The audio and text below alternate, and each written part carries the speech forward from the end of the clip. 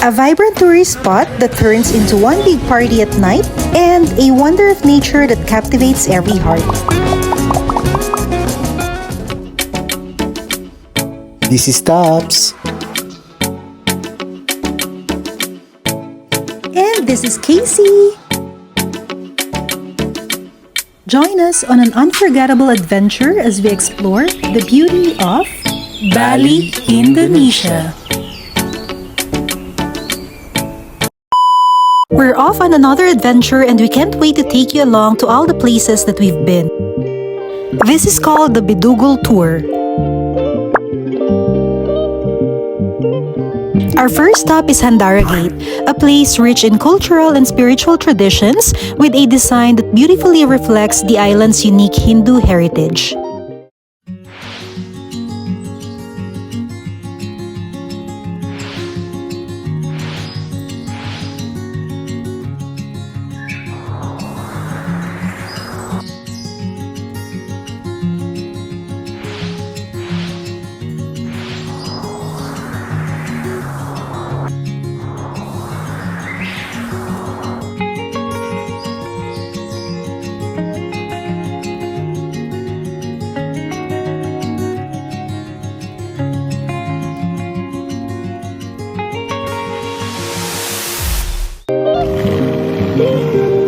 The Bidugul Tour gives off real Baguio City vibes, cool temperature, misty surroundings, a touch of rain, and winding roads that feel just like Marcos Highway or Cannon Road, minus the scent of pine trees. We were supposed to visit Twin Lake View at that time, but since it was too foggy and rainy, we decided to just skip it instead. A few moments later. Next itinerary is Ulundano Beratan. There's an entrance fee of 50,000 IDR or equivalent to 175 pesos per person, which includes one bottle of water each. And the opening hours is from 8 up until 6 p.m. daily.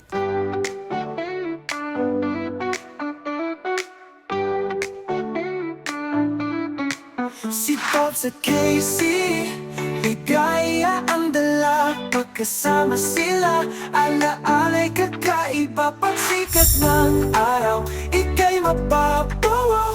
Tayo'n at mamasyal, saya ang matatanaw. Gala dito, selfie dun, kain pa more. Kahit pagod tayo nagsumugod. Bawat sandali, oras ay perpekto. Pagsapit ng gabi, pagkain ang gusto. Saya at halakhak, musika sa tenga. Pagpasyal kay ganda, kahit masakit sa paa. Si Tops at Casey, ligaya ang dala. Pagkasama sila, alaala'y kakaiba. Pagsikat ng araw, ika'y mapapawaw. Tayo'n at mamasyal, saya ang matatanaw. Kahit saan magpunta, basta magkasama. Kulay ng mundo, lalo pang sumisigla. Hawak ang pangarap, di mawawala. Tops at Casey forever. Set on the misty shores of Lake Beratan, this serene water temple is more than just a postcard-perfect scene. It's a sacred site and it's one of the most photographed temples in all of Indonesia. Basta magkasama, kulay ng mundo, lalo pang sumisigla. Hawak ang pangarap, di mawawala. Tops at Casey, forever ang saya.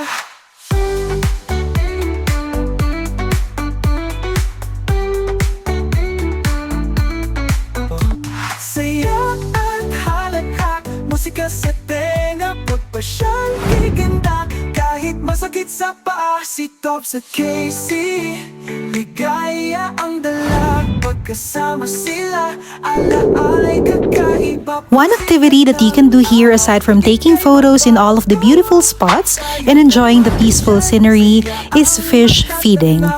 The fishes are so playful and fun to watch, and it will surely make you feel relaxed. Kulay ng mundo, lalo pang sumisigla. Hawak ang pangarap, di mawawala. Tops at Casey, forever ang saya.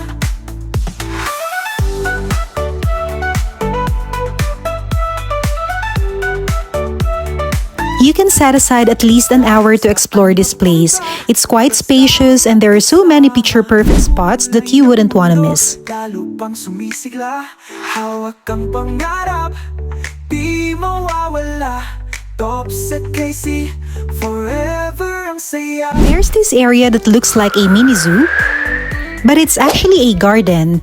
And there's another fish pond too. Even Jojo, our tour guide, had so much fun. Pang sumisigla, hawak ang pangarap, di mawawala. Tops at Casey, forever ang saya.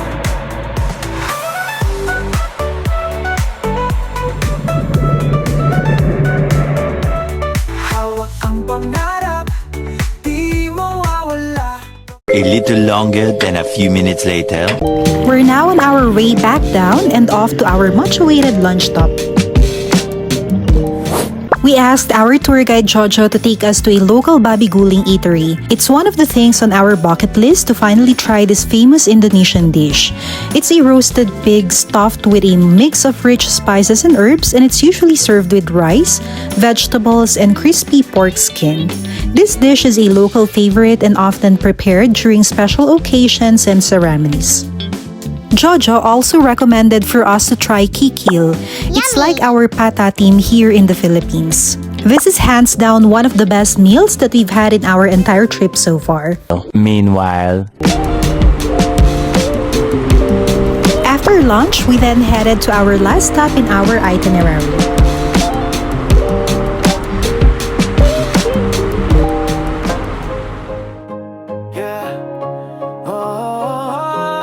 This place is called Tanah Lot.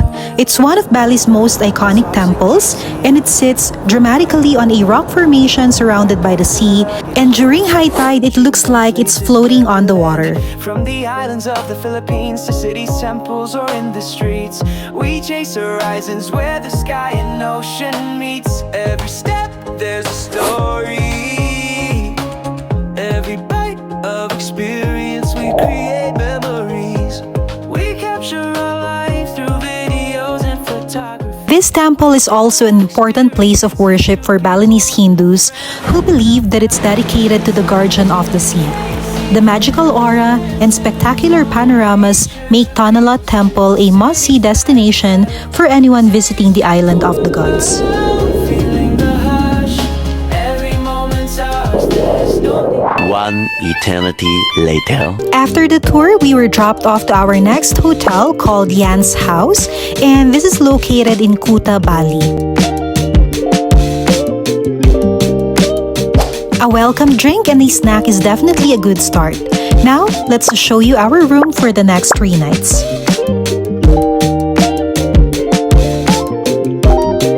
We were actually captivated by how spacious and cozy looking the room is. It's equipped with cabinets, a big mirror, cute frames, and a big and comfy bed, plus a cable TV.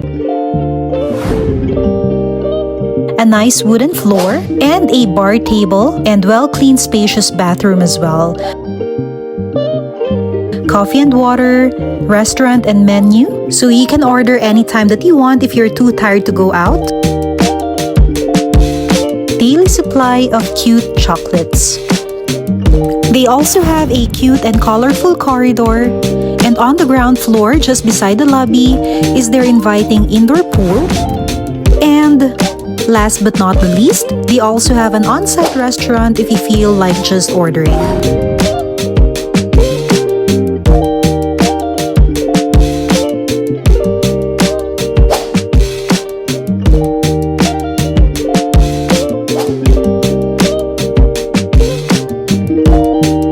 The area is filled with a mix of bars, cafes, and restaurants, each with its own charm and personality.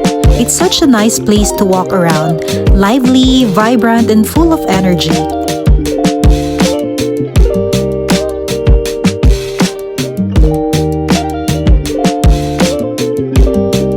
Everywhere you look, there's something interesting to see, from stylish hangout spots to cozy corners that perfectly capture the local vibe. What's even better is that our hotel was only about a 5 to 10 minute walk from the beach, making it easy to enjoy the sea breeze and catch those beautiful sunset views. We really made sure to make the most out of our time here. Unfortunately, a storm had just passed during our visit, so the beach wasn't at its best. The water was a bit murky, with some scattered trash and fallen trees along the shore. It wasn't ideal for swimming either, since the waves were pretty strong during that time. But we still loved the peaceful, calming vibe of being by the ocean every time. Fronting the beach area is a mall called Beach Walk, where we spent most of our nights while staying here in Kuta. It's one of the most popular lifestyle and shopping destinations on the island. And what makes this mall stand out is its open-air design that perfectly blends modern architecture with tropical vibes. You'll find lots of greenery and cozy spots that make walking around feel so relaxing. They have a food court that offers a variety of local and international dishes, and the best part is that everything's really affordable. First one that we've tried is chendol, or their local take of our famous halo-halo in the Philippines.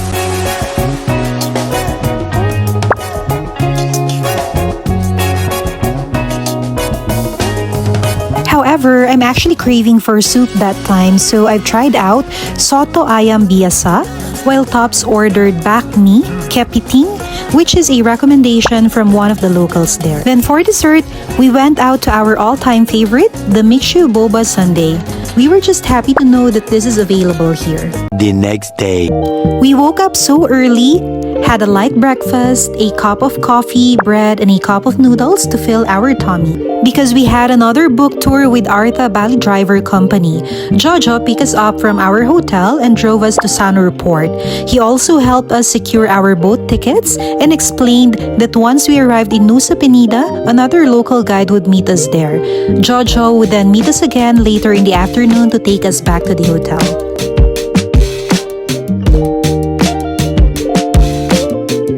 What's great about the tour that we've got is that it already includes everything from the guides, port and boat fees, transportation, parking and gas, and to all of the admission fees. Even lunch is already included. So all you really need to do is hop on and off and relax, enjoy a full day of adventure and exploration. It's one of those worry-free tours where all you have to think about is actually having fun and taking a lot of pictures.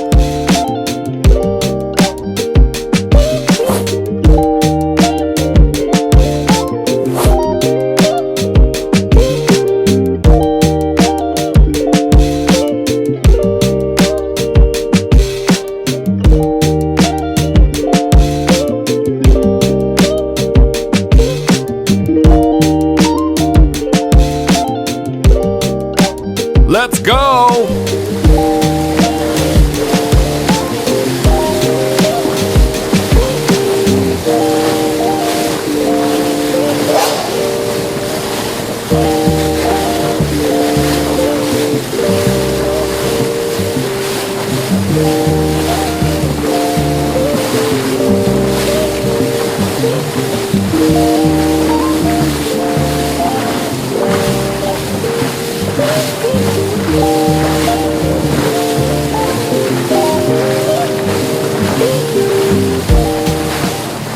Thousand years later. Sa ilalim ng araw, minsan kami nalilito. We finally arrived at Nusa Penida Island, and from there, you can already see all of the drivers and guides waiting for their guests to be welcomed. Here's ours. His name is Kadek, a local from Nusa Penida. He told us that we were lucky to have such a great weather that day. It had been raining the past few days and some guests weren't able to fully enjoy their tours. By the way, just to share, the road here is quite narrow and steep. It feels like only one car can fit at a time, but the drivers are so used to it, even when two vehicles meet head-on, they manage to navigate smoothly. They drive pretty fast though, so the ride can get a little bit bumpy and you'll feel dizzy at times. So, don't forget to bring some Bonamine if you get motion sickness easily. Walk for 5 minutes. Wow! Ito na pala, parang yung kahapon na Wanagiri na pinuntahan natin. Ayun na, 25k per person. Compared kahapon, 150k per person.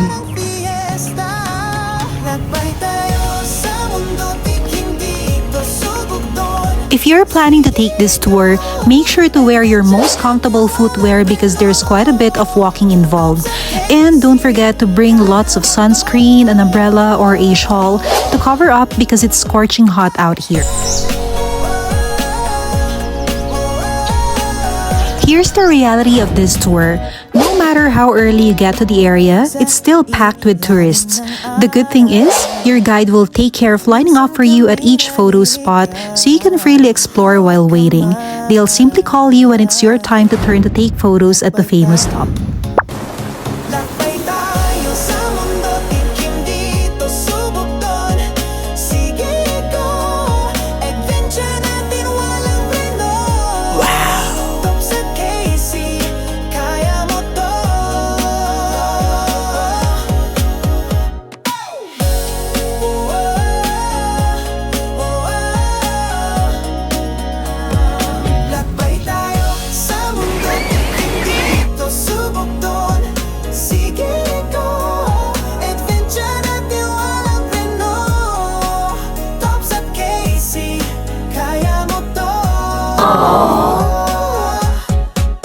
Sa kalsada mag-bus tayo, sa barko nakakahilo, parang eroplano ang taas ng lumipad mo.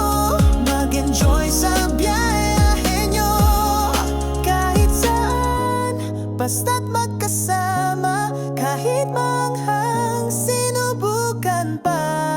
Here's another behind the scenes. Look at how those perfect shots are taken. Big shout out to our guide Kadek and all of the other tour guides for a job well done. Every spot here is a beautiful display of nature and definitely worth a visit.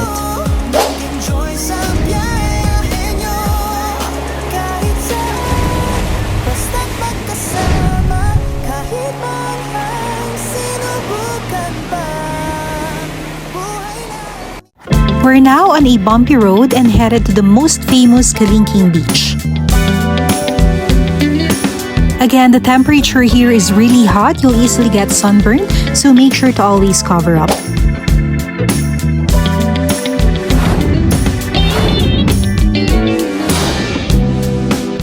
Here's another glimpse of reality. The area is packed with thousands of tourists from all over the world, and getting those perfect Instagram shots takes some effort. Some spots even feel a bit risky with cliffs and steep stairs, so you really have to be careful all the time.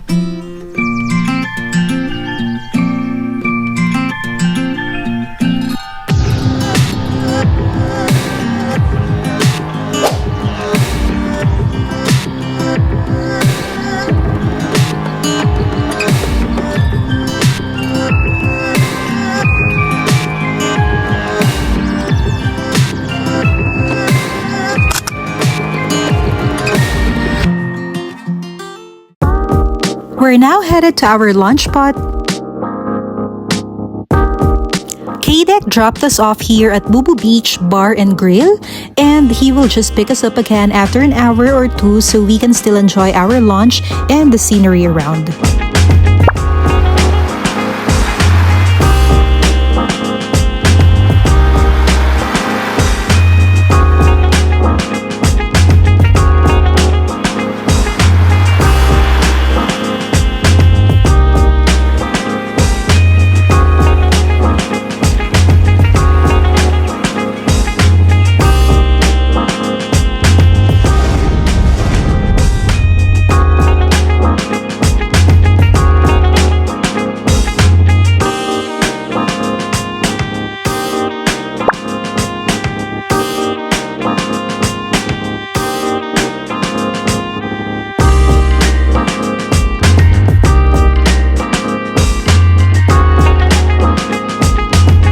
After about an hour and a half, K-Deck dropped us off at the port. One eternity later. Then Jojo picked us up in Sanur Port, and since it's still a bit early during that time, he asked us if we want to buy our pasalubongs already. He brought us here at Agung Bali, which is known as one of the biggest stores of souvenirs and some local products in Bali.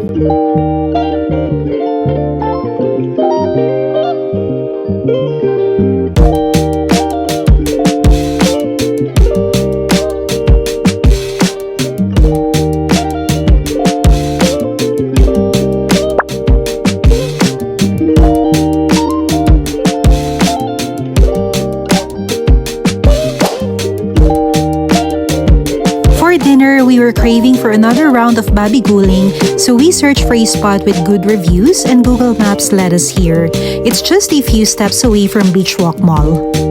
The name of this eatery is Mengede. We ordered kikil again, which perfectly complemented the babi guling, and we were so full and satisfied. Then after dinner, we took a relaxing walk around the mall again to help burn off and fully digest our meal. Then we got our favorite michi sundae right after. We also checked out this famous footwear store that has a lot of branches anywhere, but we didn't get any pair because they only have limited sizes. The next day. This was our 8th and last full day in Bali, so we decided to take it slow and just enjoy the moment with no planned itinerary. We started the morning by spending some peaceful time at the hotel pool. We just relaxed and simply appreciated the calm vibe before we head back home the following day. Meanwhile, we were supposed to go to a local grocery, but along the way, we've met this guy saying that he works at a hotel who's celebrating its 23rd anniversary. He guaranteed for us to win something just by listening to him. We had a feeling that it might be a scam, but he is very determined, so we decided to hear him out. Please you open this sticker in front of the manager. Because underneath, you will find I, B, C, D or E. Only one option only. Not all, ma'am. If you take all, we bankrupt. We close down. Okay. Now, so 100% you get one of those today. So for the client, this price we put here is very clear. He explained that all we needed to do was visit their main office, listen to a short presentation about the resort's offer, and if we were not interested, we can just simply decline. He also mentioned that transportation would be provided and we'd receive a free lunch voucher after the presentation. We agreed to go with him since it sounded like a typical timeshare style promotion that resorts often do. When we arrived, we were welcomed by a free drink and we got endorsed to a marketing officer who introduced us to Karma Resorts and explained about their membership program. He also showed us around and gave us a tour at one of their resorts. I was actually quite familiar with this setup, having worked in the hotel industry before. The membership comes with a lot of benefits and perks, and the offer itself was good, but in all honesty, it's more practical for people who actually travel frequently. This resort that Dave showed us is located in Jimbaran in Bali. They also showed us how their villas look like. It usually has 1 or 2 bedrooms with fully equipped kitchen, a nice bathroom, and all other amenities for a relaxing and a comfortable stay. But again, we were informed that if we're not interested, we can just simply say no. Good thing that they don't do hard selling here, they just need to hear out the reason why you are declining. If we are frequent travelers, I would easily agree on this promo to avail of all of the benefits. But again, just say no if you're not interested and they'll respect that. After listening to 2 hours of presentation, they'll ask you to scratch the paper in front of the manager so you can see your price. We've got a free 7-night holiday vacation in any of their resorts located in Asia, Europe, or in Egypt with an expiration date up until March of 2026. They also sent us an email on how we can redeem this. One eternity later. As promised, they gave us a ride back to the city, also gave us a cap and lunch voucher amounting to 1,000 pesos at one of their partner restaurants. Upon arrival, we've made sure to ask the restaurant first if they accept that voucher, and they easily said yes, so that's when we began to start on ordering. We also made sure to maximize the budget kasi sayang din naman. Imagine, we got a free lunch and a few goodies just by simply listening to their presentation. Not bad at all, right? For the 7-night free luxury vacation, let's see how it goes. We'll keep you posted on that. For now, let's enjoy our free lunch.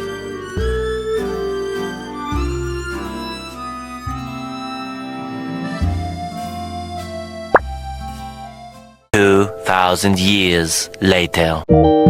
Later that evening, we've just walked around again and checked out some local shops in the area. We also walked at the seaside to catch that sunset.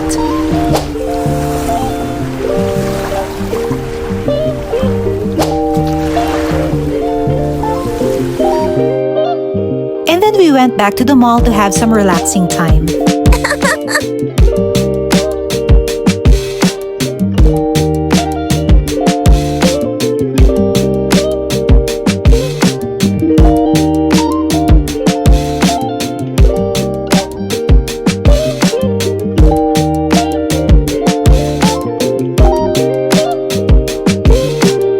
We also decided to have a massage to cap off our 9 days of Bali trip.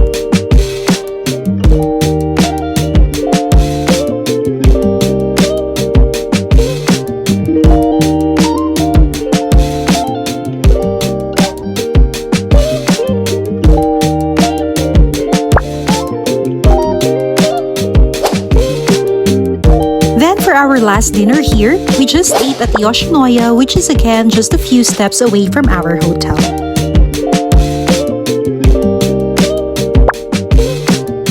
The next day. We had a super early flight back home, so we left the hotel around 5 a.m. and booked a Grab ride to the airport.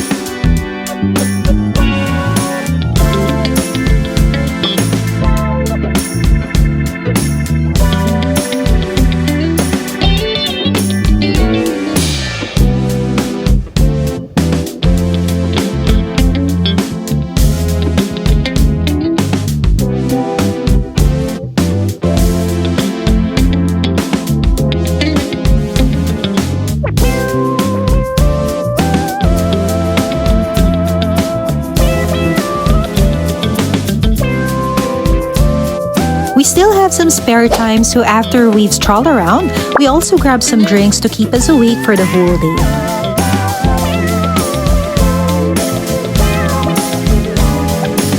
And that wraps up our 9 days and 8 nights here in Bali.